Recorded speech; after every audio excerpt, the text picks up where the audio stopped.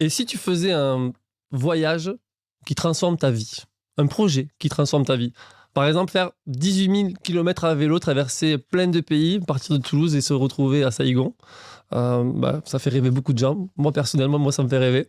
Et c'est pour ça qu'aujourd'hui je reçois Jean-Charles. Merci Jean-Charles d'être avec moi aujourd'hui. Bonjour, salut Sylvain. Je suis vraiment content de te recevoir. Ton histoire, elle m'a profondément touché. Et elle m'a beaucoup aussi inspiré, donc c'est pour ça que je voulais absolument que tu viennes pouvoir la partager avec nous. Du coup, tu peux peut-être te présenter en quelques mots avant qu'on rentre dans le vif du sujet et qu'on parle de ce long périple. Oui, écoute, merci à toi pour cette expérience. Écoute, je m'appelle Jean-Charles Amalric, j'ai 37 ans, je vis donc à Toulouse depuis 2016. J'ai 2 enfants mariés, j'aime aider les gens, être joyeux. Et je suis un rêveur. En tout cas, le voyage, je ne sais pas si c'était un rêve que tu avais depuis longtemps. Tu l'as fait ça il y a un peu plus de 10 ans maintenant ? Oui, en 2012. 2012, donc là on est en 2025 à l'heure où on tourne cet épisode. Tu avais quel âge en 2012 ? 2012, du coup j'avais 23 ans, 24 ans quand je suis parti. Mais l'idée, parce qu'un voyage de cette dimension, c'est quand même 2 ans de préparation. Comme tu as pu le dire, c'est 15 mois de voyage. On est parti d'Albi et non de Toulouse. Je suis d'Albi et je suis parti avec mon cousin, donc Benjamin, qui est de Castres, et donc jusqu'à Saïgon au Vietnam. Et donc 15 mois d'aventure. Et surtout, on avait un objectif, c'était d'initier les populations au geste de premier secours. On était marin-pompier de Marseille avant. Et voilà. Et donc cette idée, oui, c'était un rêve forcément. J'ai toujours eu comme moteur les rêves pour avancer dans la vie, et encore aujourd'hui. Et voilà. Et donc tu l'as dit, tu étais à cette époque-là, quand tu es parti faire ton road trip, là, tu étais marin-pompier. Je crois que c'était aussi un de tes rêves, d'être sapeur-pompier. Tu peux m'expliquer un petit peu, parce que je crois que ça a été un élément déclencheur aussi pour partir faire ce voyage. Comment tu es arrivé à être pompier, comment on réalise ses rêves, et peut-être que comment il n'est pas aussi fou que ce qu'on pensait au départ. Eh bien, exactement. Du coup, donc marin-pompier de Marseille. Donc, on fait partie de la Marine nationale. Et ça a été un objectif, un rêve qui m'a animé à mes 17 ans. Voilà. Et du coup, j'ai réussi à y rentrer à 18 ans. Et en fait, ça a été une grosse claque que j'ai pris en pleine figure. Pour moi, je le vis, j'arrive à... Enfin, c'est une image que j'ai de ce moment. C'est un peu comme un gouffre qu'on traverse, ce passage du monde de l'enfant au monde de l'adulte. Et du coup, j'ai énormément appris à l'heure où je t'en parle, mais sur le coup, ça a été très dur. C'était un rêve que j'idéalisais. Souvent, quand on est petit, on idéalise les choses. Et finalement, en fait, partout, il y a des choses qui ne nous plaisent pas. Et finalement, sans avoir touché vraiment du bout des doigts le métier, on ne peut pas savoir exactement si on est fait pour ça. Et du coup, en fait, j'avais jamais été pompier volontaire avant. Et je pense que ça m'a manqué. Alors, on pourrait en parler des heures sur les causes de mon départ des marins-pompiers de Marseille. J'ai fait 5 ans là-bas. Mais en fait, il y a eu des événements au cours de cette expérience qui m'ont marqué dans le cœur, dans mon corps. En fait, déjà, mon premier mort que j'ai effectué, on m'a laissé essayer de le sauver, en fait, tout seul. Donc forcément, il est parti. Et c'est vrai qu'en retour d'intervention, on m'a dit que c'était ma faute, qu'il était parti. Et c'est vrai que quand on débute, c'est pas facile d'entendre ça. Et je pense que ça a été un élément déclencheur de mon mal-être. Et ça m'a pas mis en confiance, quoi. Voilà. Et après, il y a eu autre chose, en fait. J'étais pas forcément bien, pas à ma place. Il fallait que je fasse mes preuves. Et au bout de 3 mois de pompier à Marseille, donc on est le 18 janvier 2009. Et en fait, pendant la nuit, je fais une crise d'angoisse avant une garde. Et en fait, j'ai un craquement au milieu de la poitrine qui se fait. Et à partir de là, j'ai une douleur dans le bras gauche. J'ai cette douleur dans la poitrine, mais pour moi, il est hors de question d'en parler parce que j'ai peur qu'on m'arrête. Et en fait, je le garde pour moi, sauf qu'au bout de 4 mois, on fait des tests pour s'entraîner en caserne et on me prend l'attention, j'ai 18. Donc là, c'est arrêt total et un médecin qui vient en caserne pour te voir. Puis tu passes chez un psychologue. Oh, voilà, et du coup, en fait, maintenant, je le dis depuis déjà un moment, puisque ça fait longtemps, mais ce voyage autour du monde, ça a été une fuite organisée. Voilà. Ouais, parce que du coup, ce problème de santé, donc la tension, tout ça, ça arrivait relativement tôt dans ton expérience de pompier. Si tu me dis que c'est au bout de quelques mois, Complètement. mais tu as quand même fait 5 ans là-bas. Toi, tu idéalisais quoi? Tu idéalisais chez les pompiers la camaraderie, le fait de sauver des gens? Sauver des gens, je rentrais dans un corps d'élite.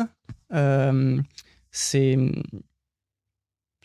la sécurité de l'emploi, c'était une voie tout tracée. Je savais pas qu'est-ce que je pourrais faire d'autre finalement.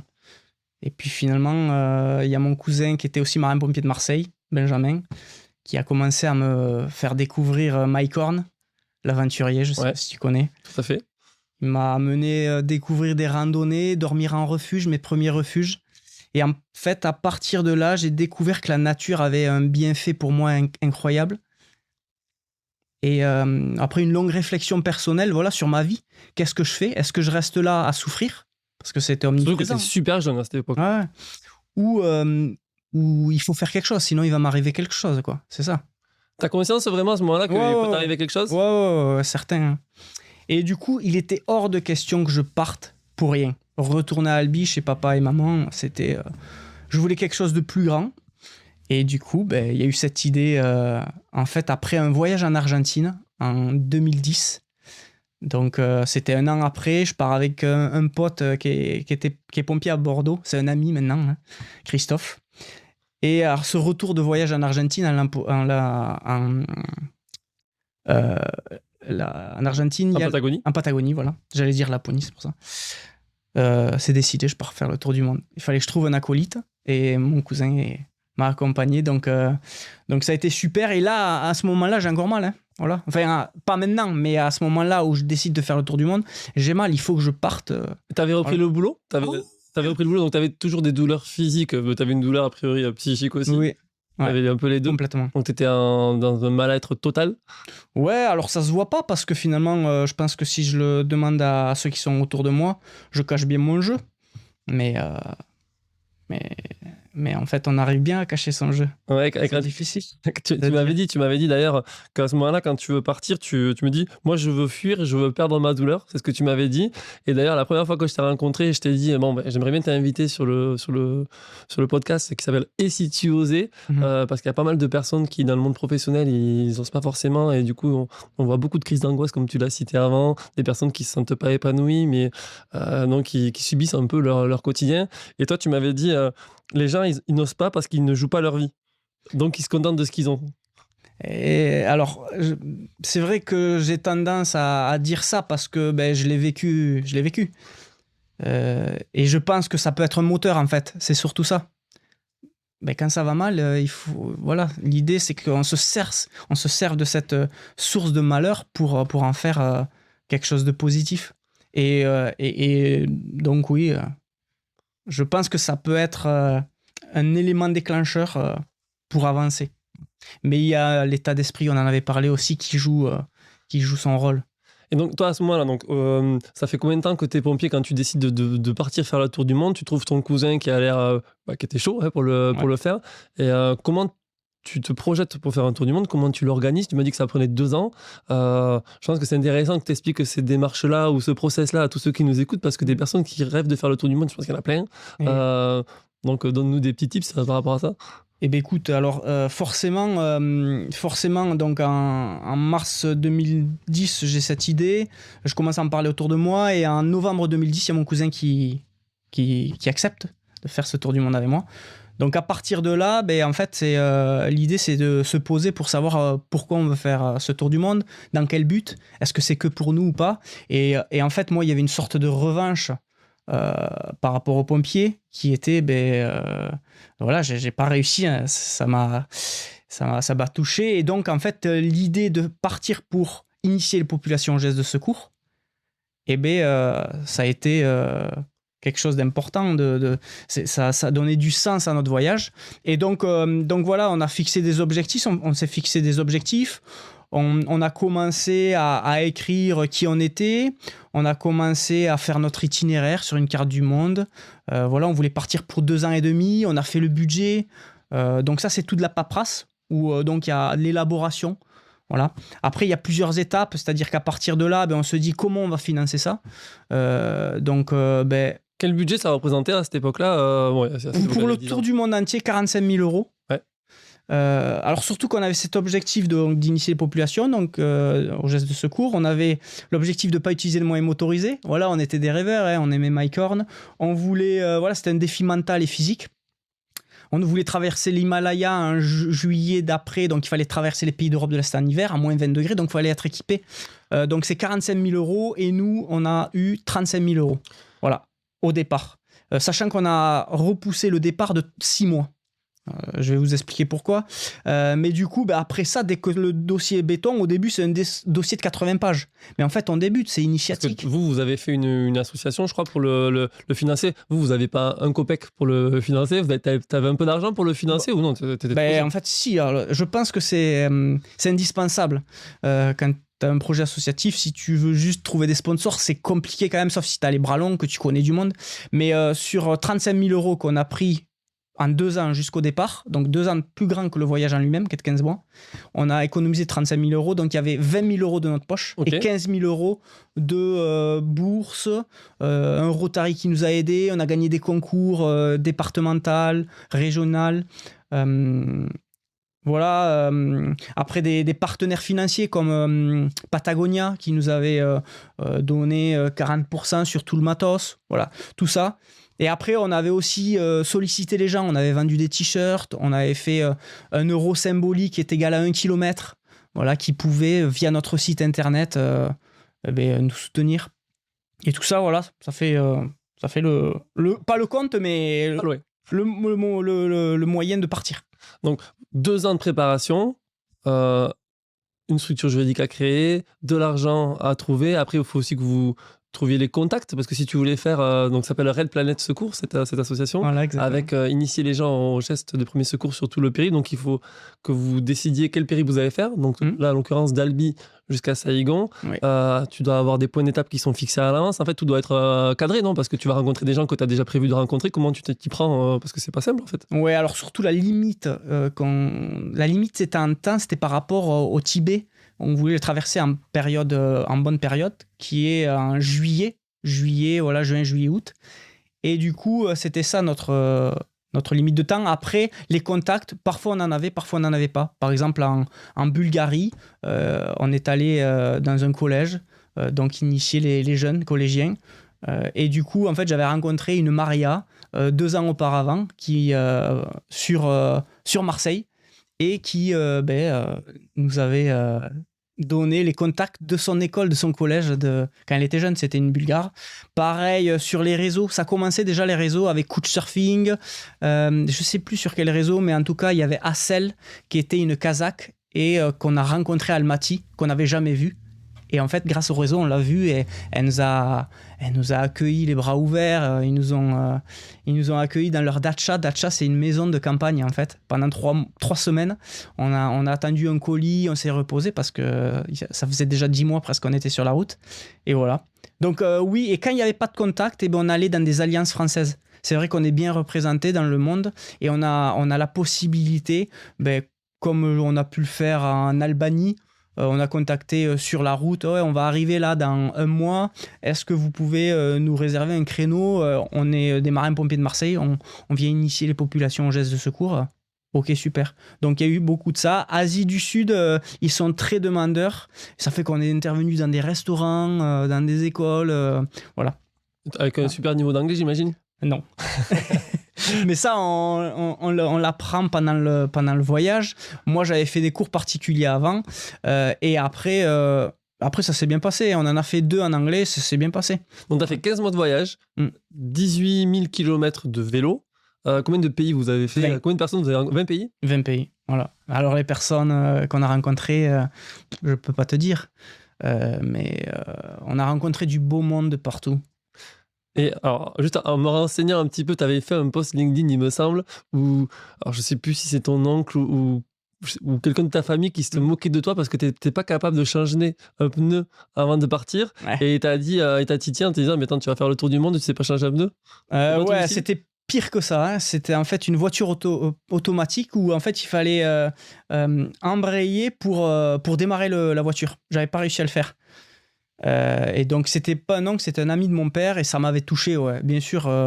Après, tout ce qui m'a touché tout au long de ma vie, ça m'a donné de la force. Ça fait mal sur le coup, mais en fait, tu as envie de te prouver que tu es capable de faire d'autres choses. Et puis en fait, on a tous des forces et des faiblesses, on peut pas tout savoir. Et on apprend encore, j'apprends encore. Voilà, je suis pas un spécialiste de la mécanique ou un manuel, mais par contre, au niveau de l'adaptation, de trouver des solutions, je crois que je suis pas mal. Et avant de rentrer dans le voyage, à proprement parler des rencontres qui ont pu peut-être transformer ta vie, je ne veux pas spoiler, mais c'est ce qui s'est passé, je crois. Tu as un métier, tu es sapeur-pompier à Marseille, donc tu as un contrat. Oui. Comment tu fais pour partir 15 mois, en fait? Alors, en fait, au bout de 4 années de service, on a le droit à 1 an de congé sans solde renouvelable 2 fois.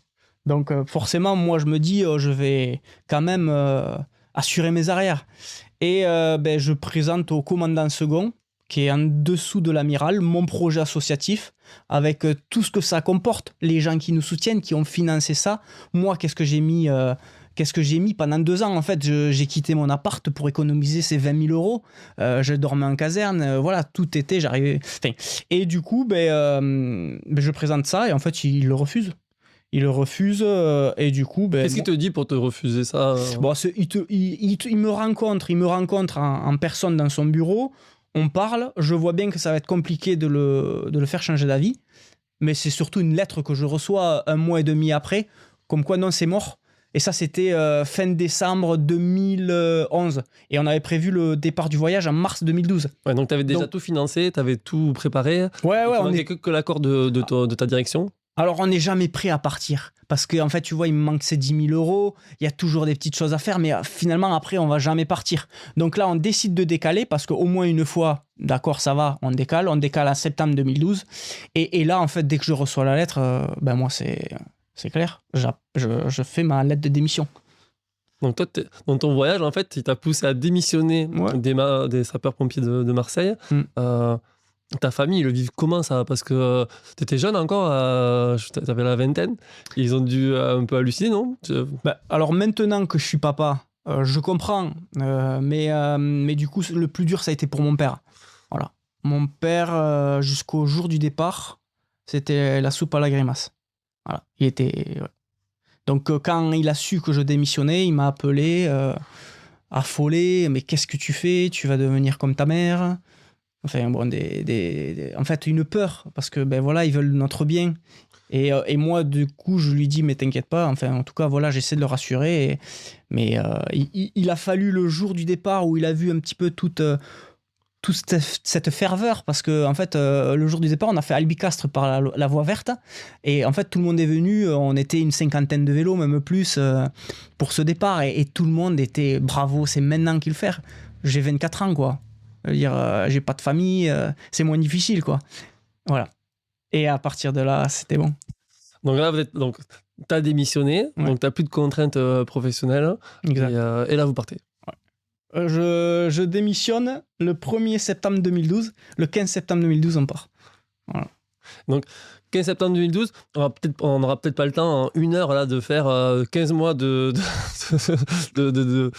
périple à vélo. Quelles sont les grandes étapes qui ont été marquantes? Est-ce que tu as des gros moments forts sur ce voyage? Il me semble que tu m'en avais dit un qui était arrivé, on vous a volé vos vélos, je crois.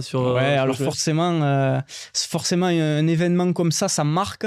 Et je me souviens d'ailleurs d'un cousin qui m'écrit, ça y est, votre voyage commence. Quand on s'est fait voler les vélos. Parce qu'en fait, c'est ça, c'est l'aventure. Donc ça faisait 4 mois qu'on était sur la route. On arrive à Odessa, qui est ville jumelle de Marseille.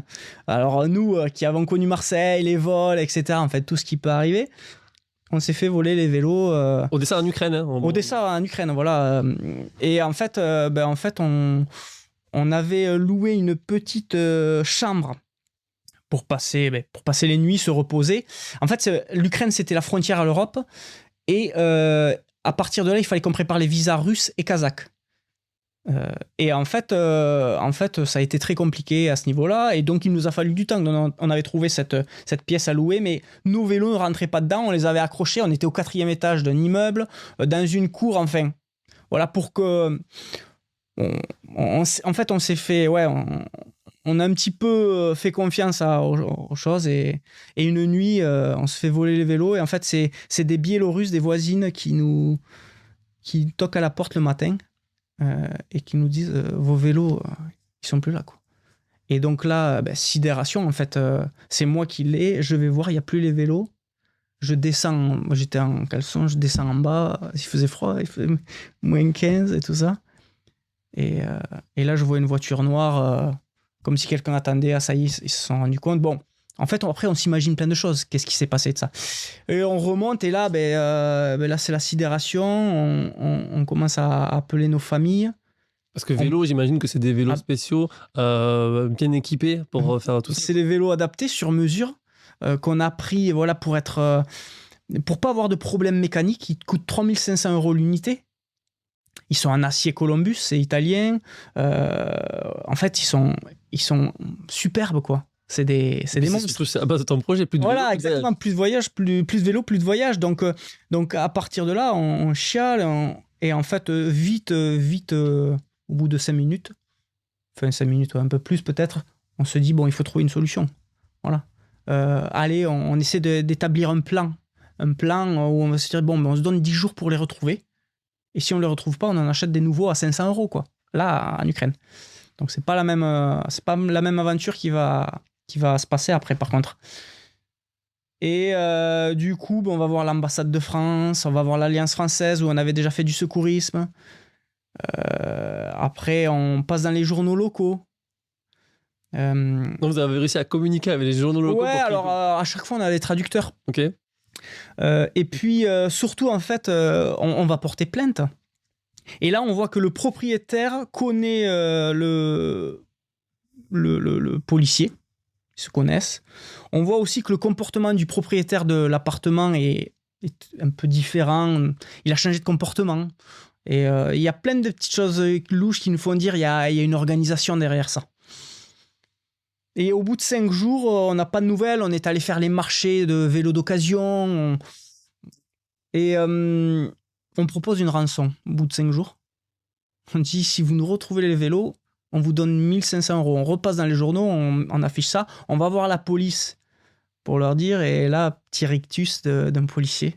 J'ai l'impression d'être dans une caméra cachée, quoi. Mais il y avait vraiment cette soif d'argent, quoi. Voilà. Et puis, quand on sait que le salaire moyen là-bas, à cette époque, c'était 150 €. Donc, quand tu proposes 1 500 €. Et puis, quelques heures avant d'aller racheter nos vélos, il y a la police qui nous appelle, c'est bon, on a retrouvé les vélos. C'était midi. Nous, on appelle un traducteur, on va au bureau de police. Et là, ils voient le traducteur, ils font non, on n'en a retrouvé qu'un, revenez plus tard, on vous appelle. Ils nous appellent à 22h le soir. Bien sûr, pas de traducteur. Et donc là, ils nous ont fait une scène de ménage, ils avaient arrêté les méchants. Donc on a réussi à baisser à 700 €. Ok. Voilà. Donc vous avez racheté vos vélos pour 700 €. On a racheté nos vélos, ouais. 700 €. Pour 700 €. Donc ça, ça a été un moment difficile et en même temps qui est important parce que le fait d'avoir perdu ces vélos, on a du matos qui ont été quand même éparpillés. Et en fait, par exemple, il nous manquait les porte-bagages arrière et il n'y en avait pas en Ukraine. Et du coup, on a dû se les faire envoyer de France. Et en fait, on ne pouvait plus d'Odessa. On voulait partir. Donc, on a décidé d'aller à la prochaine grande ville. C'était Donetsk. Et c'était pas prévu, en fait. Et à Donetsk, donc, on a attendu 2 semaines. On a fait du secourisme pour attendre. Et on a là, reçu... le hasard de la vie. Et là, le hasard de la vie, ouais. Première initiation de secourisme. Je rencontre Anastasia, qui est aujourd'hui ma femme. Voilà. Donc tu la rencontres comme ça, de manière par hasard, à Donetsk, ouais. alors que c'était pas du tout prévu. Et donc, forcément, après, tu as poursuivi ton périple. Il est resté encore 10 mois, c'est ça, de voyage. Donc c'est quoi, tu as gardé la correspondance avec elle entre-temps? Exactement. Alors forcément, quand tu rencontres quelqu'un, on n'a pas passé beaucoup de temps ensemble, 5-6 jours, mais voilà, c'était superbe. Et puis toi, moi j'avais besoin de repartir, elle comprenait ça. Et puis voilà, tu sais pas ce qui va se passer. Voilà. Et donc on part et au bout de 3 semaines, eh ben, on reprend contact par téléphone. En Russie, ça, on pouvait se communiquer. Et puis après, les réseaux sociaux aussi, on a fait des WhatsApp en visio. Et en fait, eh ben, on a découvert qu'il y avait quelque chose qui était en train de naître entre nous. Voilà. Donc, voilà. C'est pour ça que le titre du podcast, il sera « Est-ce qu'un voyage ou un projet peut changer ta vie ?» Ouais. Toi, ça l'a transformé personnellement par rapport à tout ce que tu as vécu, lié à ton aventure malheureuse avec les sapeurs-pompiers. Ouais. Donc, toute cette expérience, le périple en lui-même avec ton cousin. Et puis, du coup, tu reviens. Donc, tu as fait venir Anastasia, c'est ça? Et qui est depuis plus de 10 ans ta femme et des enfants. Ouais. Alors, c'est les choses magnifiques de la vie, les imprévus. C'est ça que l'aventure te donne en retour. Quand tu te mets en déséquilibre, que tu oses, eh ben, il t'arrive des belles choses. Vraiment. Voilà. Et ça, c'est le hasard et il est bien fait. Voilà. Et alors c'est clair que forcément, ça me suit puisque maintenant, je suis lié à l'Ukraine et ce voyage, c'est un point de départ à notre amour. Mais tes enfants, ils ont la double nationalité du coup Non, ils sont français. Voilà. Alors, je sais pas si on peut faire double nationalité.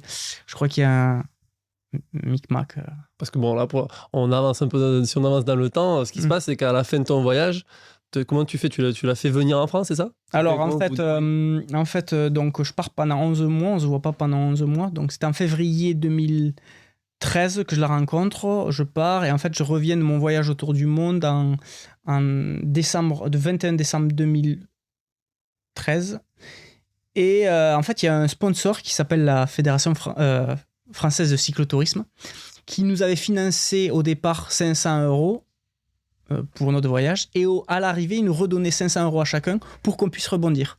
Bon, j'ai pris ces 500 €, j'ai pris un billet pour aller retourner voir. Ah, t'es reparti ouais, forcément, il faut vivre des choses ensemble. Voilà. Et du coup, à partir de là, on a vécu plein de choses. Des choses malheureuses, malheureusement, avec tout ce qui se passe dans le Donbass depuis 2014. Nous, on a été en Crimée une semaine avant qu'elle soit annexée. Elle a quitté son appartement en juin 2014 sans revoir ses affaires. Bon, voilà. Ouais, c'est des histoires. Anastasia, il faudrait que je la reçoive aussi après nous dire qu'est-ce que c'est que oser. C'est vrai. Aussi, je pense qu'elle aurait une belle histoire à raconter. Et si on revient sur entre Donetsk et Saïgon, il vous est arrivé des aventures sympas aussi. Ah ouais, c'est clair. Est-ce que tu as une autre ou deux anecdotes sympas à nous raconter sur ce qui s'est passé sur les 10 mois restants de ce trajet? Ouais, alors. Il y en a une qui me vient en tête et qui est un petit peu avant. C'est avant d'entrer en Ukraine. On est le 31 décembre 2012 et on est à la frontière avec la Roumanie, la Moldavie et l'Ukraine. Et en fait, 31 décembre, normalement, tu le fais avec des amis à faire la fête, quoi. Et nous, là, on trouve personne à qui pour faire ce réveillon. Et en fait, on dit, tant pis, on va passer la nuit sous la tente. Par moins 15, moins 20 degrés. Et en fait, là, il y a mon vélo en pleine journée du 31 qui se casse. C'est-à-dire la jante de ma roue arrière se fend en deux. Tu nous l'as vendu au démarrage en disant qu'il était un acier qui était incassable, limite. Ouais, mais en fait, j'étais trop chargé, j'avais pas de remorque. J'étais comme un benet dessus.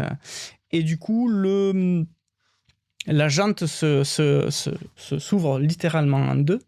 Impossible d'avancer, donc on revient en arrière à pied et en début d'après-midi on est dans Galati qui est une ville donc en Roumanie et on cherche un magasin pour réparer notre jante et là il y a un monsieur qui vient nous voir, Gabi, il me dit en anglais forcément, vous avez besoin d'aide, je peux vous aider, je vous avais vu hier puisque Et ben oui, voilà, j'ai ma roue. Et il nous dit, ben venez, il nous amène chez lui, dans son garage, on prend la roue, on va voir un ami à lui, il nous change la roue, sans nous rien nous demander, et à 17h, on peut repartir. Et là, il nous dit, mais les gars, vous n'allez pas repartir.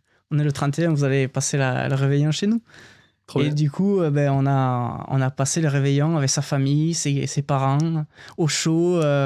Et c'est incroyable. De quelque chose finalement de négatif. Finalement, on en est, depuis qu'on parle de tout ça, parfois des épreuves de vie qui se transforment en belles choses.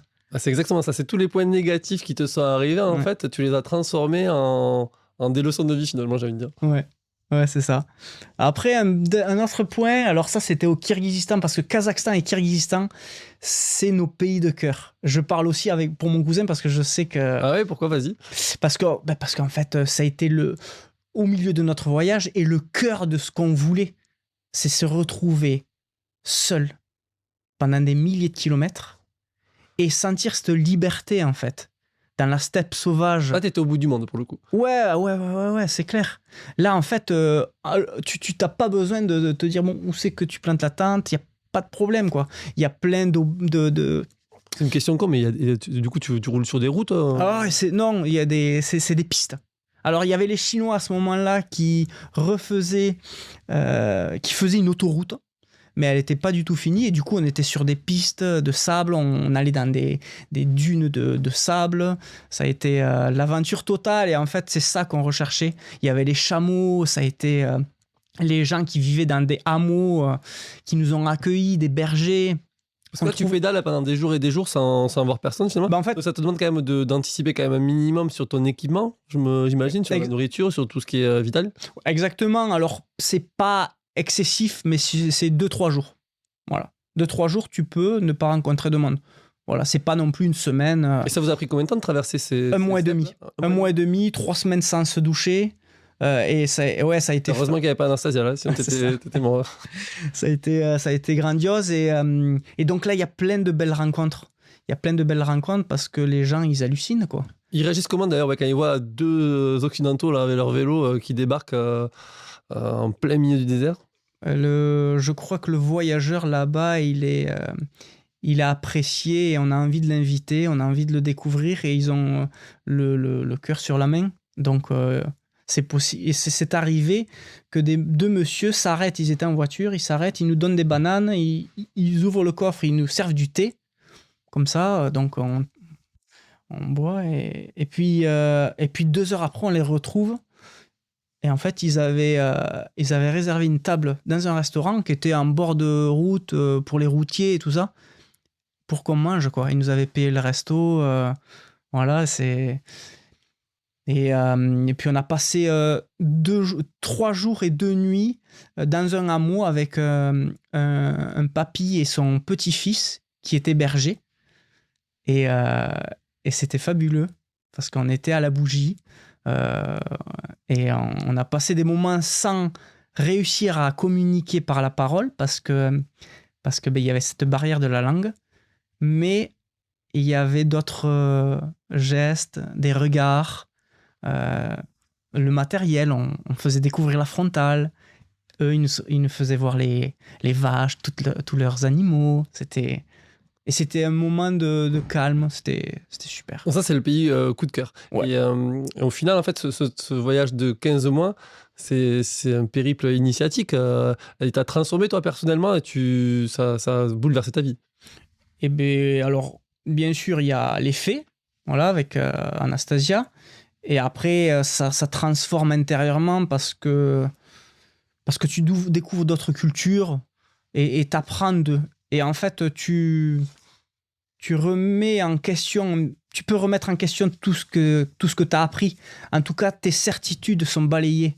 C'est-à-dire que tous les jours, c'est différent, même s'il y a ces 8 heures de vélo, mais où tu es dans la pensée, tu es un peu avec toi-même. Et c'est ça qui est fabuleux, l'itinérance. Et bien sûr, ça transforme. C'est clair. En fait, je le vois avec mon enfance et avec l'enfance en général, où on est finalement formaté, on est conditionné par notre environnement familial, social, scolaire et notre culture. Et finalement, à un moment donné, après l'adolescence, on arrive à un moment où il faut qu'on prenne notre vie en main. Et en fait, le voyage a cette fabuleuse puissance de nous permettre de savoir qui on est réellement. Voilà. Et ça, j'ai appris plein de choses. J'ai appris que ça servait à rien de courir à fond tout le temps. Parce qu'en fait, mon voyage, moi, j'avais 24 ans, j'étais une dynamite.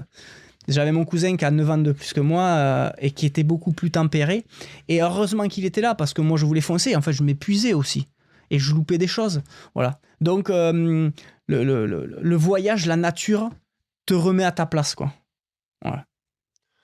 Et, parce que le temps, il avance. Ouais. On pourrait passer 2 heures, je pense, à échanger. Et du coup, quand tu es revenu de ce voyage-là, donc ça t'a transformé à titre personnellement. Oui. Tu avais quitté les sapeurs-pompiers de Marseille. Tu trouves une femme que tu fais. Donc tu repartis en Ukraine, mais après, vous êtes installés ensemble. Elle est venue vivre à Toulouse. Et donc, depuis 10 ans, tu as totalement changé de mode de vie. Finalement, parce que vu que t'es plus sapeur-pompier, oui. Tu as dû te construire autrement. Oui. Et je crois que tu as écrit un livre à la sortie de tout ça. C'était déjà aussi une belle victoire, je crois, pour toi-même, ce que tu me disais. Bien sûr. Tu as fait des conférences. Donc, en fait, ton voyage, il a duré 15 ans, en fait. Entre la préparation, le temps de le faire. Et maintenant, ça fait 10 ans que tu vis sur ça parce que tu capitalises sur cette nouvelle personne, non ? Ouais, je pense que en fait, chaque moment de ma vie est une continuité à l'autre. C'est-à-dire que forcément, il y a ce point de départ par rapport au tour du monde, mais c'est pas un point de départ, c'est un changement de direction, je dirais. C'est un changement de direction. Et après, j'ai toujours fonctionné comme ça, de rêve, d'objectif.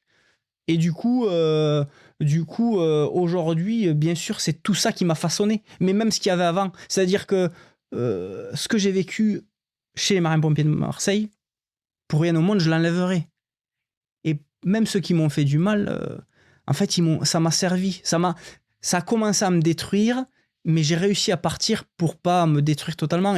Et en fait, aujourd'hui, j'en retire plein de bonnes choses. J'ai touché du bout des doigts la mort. Et donc, en fait, tu comprends l'importance de la vie et aussi qu'elle peut partir. Et donc, ça te donne envie de profiter. Voilà. Et tu m'avais dit d'ailleurs que quand tu es rentré, parce que tu partais pour fuir et pour oublier ta douleur, et cette douleur, alors je ne sais plus à quel moment tu m'as dit qu'elle avait disparu, limite claquement de doigts. Déjà, pendant le voyage,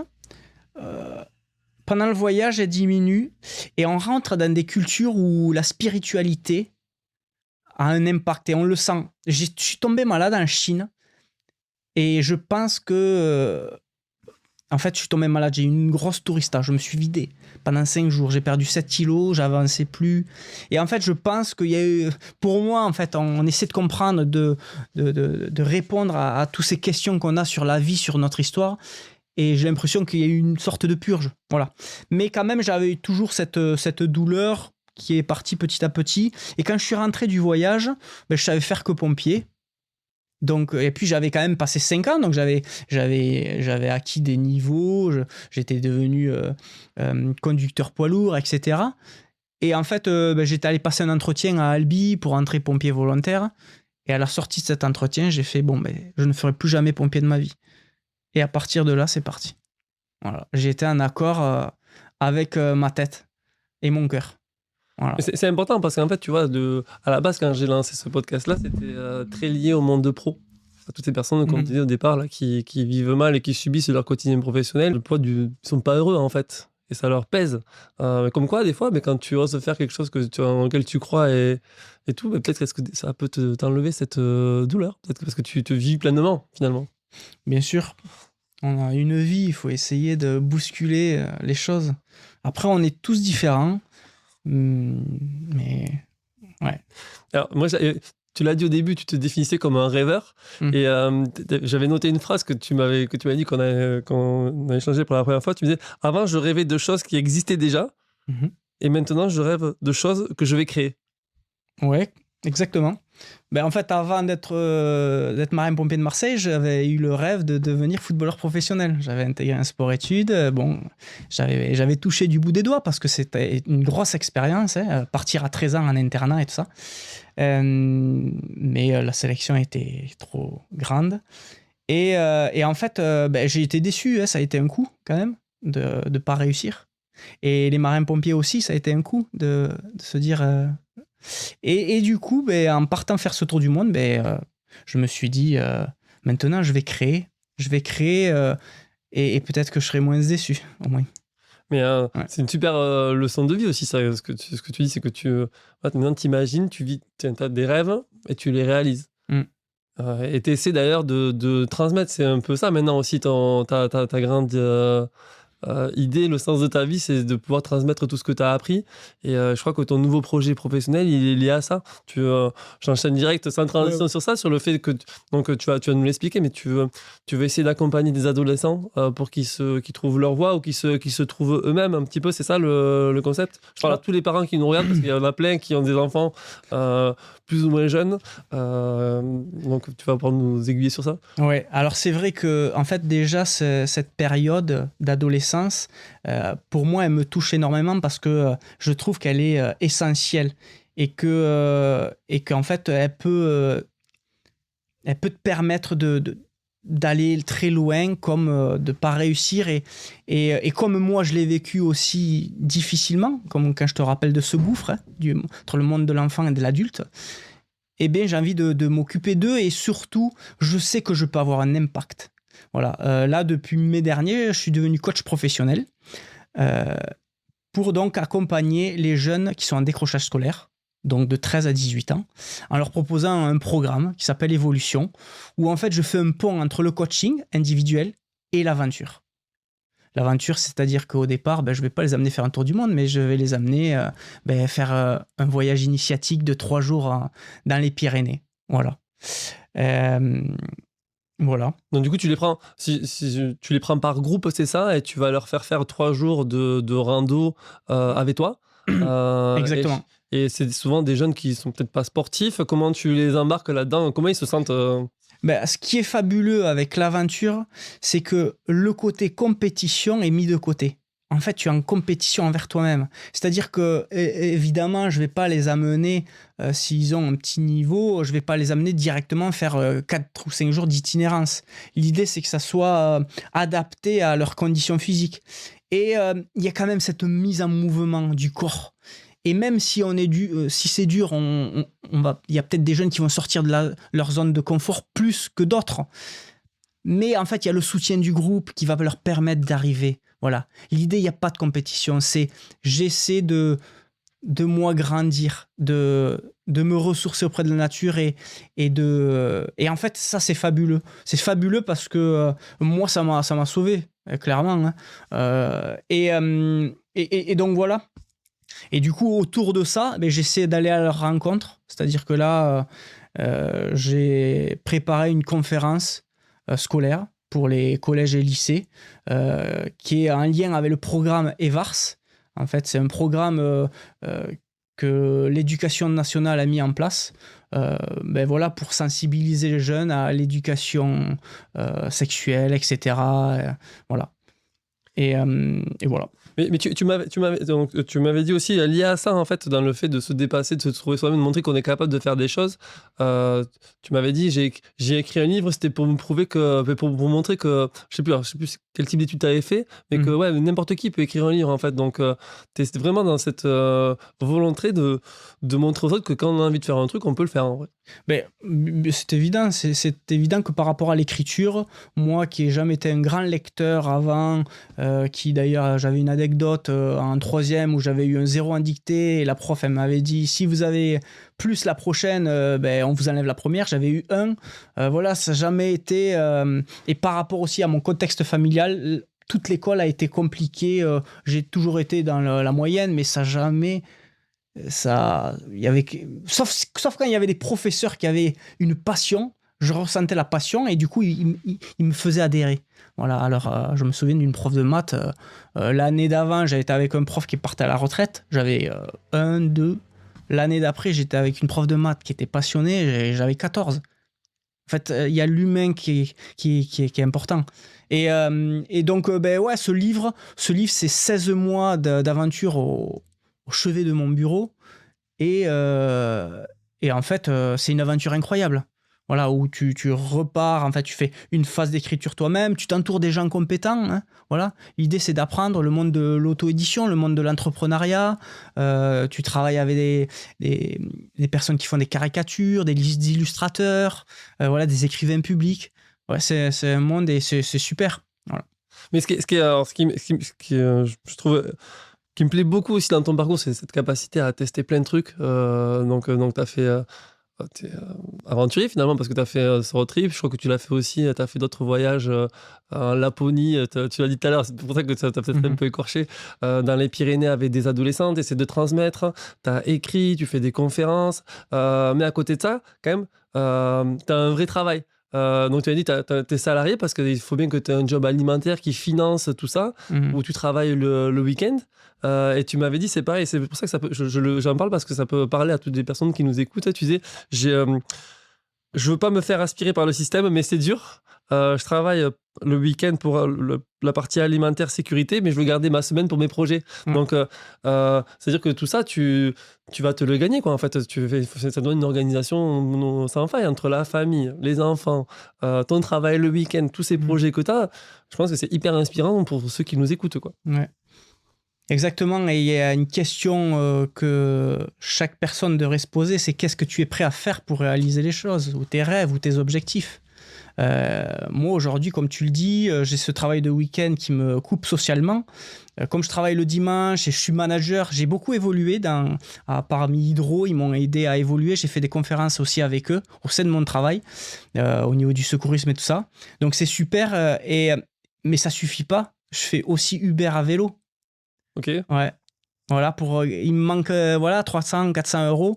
Et donc, en fait, tout ça, c'est oui, je suis prêt à faire ça.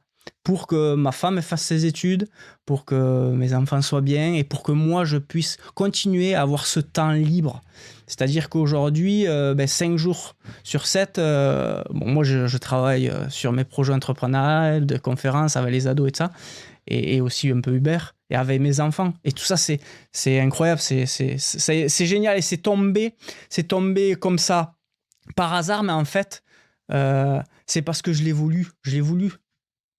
Et en fait, à force de penser à quelque chose, c'est comme une obsession. Et en fait, ça se transforme en réalité. Moi, je vois ça comme ça. C'est-à-dire que, en fait, quand je suis rentré, j'ai fait 18 mois à la verrerie ouvrière d'Albi. J'ai fini mon CDD. J'ai commencé le chômage. J'ai décidé d'utiliser ce temps pour créer mon entreprise et créer le livre. Bon, ça n'a pas plu à tout le monde parce qu'ils m'ont envoyé chez un psy pour savoir si j'étais pas en train de... Mais bon, c'est pas grave. Mais c'est toujours un combat, comme tu le dis. Et en fait, à la fin de mes droits, j'arrivais pas à vivre des livres et des conférences et tout ça dans les Rotary, dans les salons d'aventure, le projet pédagogique au niveau des enfants, dans les écoles. Et donc, je trouve c'est tombé à point nommé, ce travail de week-end. Fabuleux, quoi. Je les remercie. Hydro, Technal. Non, c'est peu de pub pour Technal. Ouais, c'est clair. Alors, parce qu'il nous reste 5 minutes. Alors, j'ai lu une phrase de Gandhi que j'ai vraiment adorée. Tu peux me dire ce que tu en penses. Le plus grand voyageur n'est pas celui qui a fait 10 fois le tour du monde, mais celui qui a fait une fois le tour de lui-même. T'en es où de celui-ci là? Je crois que on se connaît jamais assez et on est tout le temps en perpétuelle évolution, comme les arbres, comme tout, en mouvement et tout ça. Donc, en tout cas, c'est évident que plus le temps passe, plus je suis précis sur la personne que je suis et où c'est que je veux aller. Voilà. Bon. Donc, ça me plaît. Et toutes les personnes qui nous écoutent, qui rêveraient de faire un projet comme ça, là, qui peut transformer un voyage, notamment, ça peut être en famille, ça peut être tout seul, ça peut être avec un membre d'un cousin comme toi tu l'as fait, ou un ami. Tu leur dirais quoi? Je leur dirais... Si un ami vient te voir et te dit qu'il veut faire ça, tu lui dis quoi? Ben, viens, on en parle et je t'aide. Je t'aide à te motiver. Oui, tu peux y arriver. Oui, vous pouvez y arriver. Ouais. C'est ça. Vous pouvez y arriver. Ouais. Et surtout, ça peut vraiment vous transformer. En fait, toi, ça a été le cas et je pense que c'est le cas de toutes les personnes qui ont fait un long voyage comme ça, en fait. Ouais, c'est clair. C'est clair que ça transforme. Est-ce que tu aimerais rajouter une autre chose, Jean-Charles, avant qu'on clôture? Libre à toi. Si tu as un mot à faire passer, une idée, je pense que c'est un play, mais si tu as un petit message à faire passer, vas-y, c'est maintenant. Mais écoute, c'est pour toi. Sylvain, merci pour cette expérience. Je suis content de t'avoir rencontré à travers ce podcast. Et je te souhaite à toi aussi de réaliser tes rêves. Et voilà. Moi, le problème, c'est que j'en réalise beaucoup trop aussi. Je suis comme toi, donc il faut que je me calme un petit peu. Mais ouais, merci pour cette rencontre aussi. Merci d'avoir pris le temps de venir malgré tes 50 000 activités. Et pareil, si je peux t'aider, tu le sais, je suis totalement dispo pour toi. Merci.